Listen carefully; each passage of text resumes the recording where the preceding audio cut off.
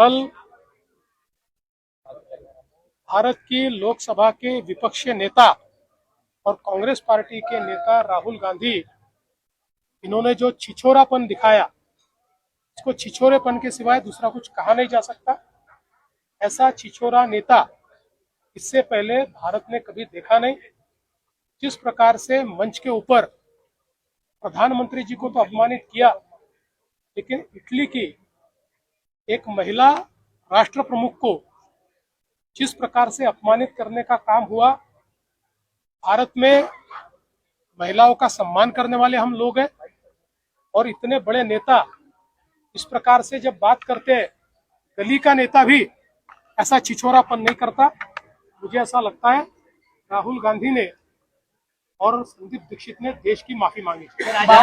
मधल्या 20 कंपन्या प्रकरणी शरद पवार साहेब आज प्रत्यक्ष पाहणी दौरा करतायत आणि त्यांनी ट्विट सुद्धा केलेलं होतं। त्या ट्विटला मी उत्तर दिलेलं आहे। पवार साहेब ज्येष्ठ नेते आहेत, ते नेहमी महाराष्ट्राच्या हिताचा विचार करतात, म्हणूनच त्यांच्यापर्यंत चुकीची माहिती जाऊ नये या दृष्टीनं खरी माहिती मी त्या ठिकाणी दिली। सर्वात जास्त कंपन्या महाराष्ट्रात सुरू झालेल्या आहेत, सर्वात जास्त फंक्शनल कंपन्या महाराष्ट्रात आहेत। ज्या नॉन फंक्शनल कंपन्या आहेत, ज्या कधी सुरूच होऊ शकलेल्या नाहीत, त्याचा आकडा देऊन काही लोक फसवेगिरी करतायत। मात्र आता माझ्या ट्विट नंतर सगळ्या गोष्टी समोर आल्या आणि चाकणचा जो विषय आहे तो निश्चितपणे गंभीर आहे, तो आम्ही गांभीर्याने। यांनी जो छिछोरेपणा केला तो कुठल्याही परिस्थितीत अशोभनीय अशा प्रकारचा आहे।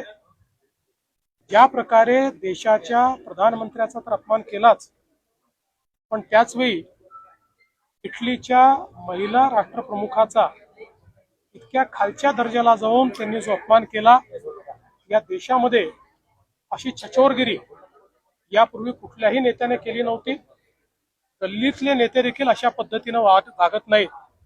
खरं म्हणजे माझं तर असं मत आहे की राहुल गांधी आणि संदीप दीक्षित यांनी राष्ट्राची माफी मागितली पाहिजे।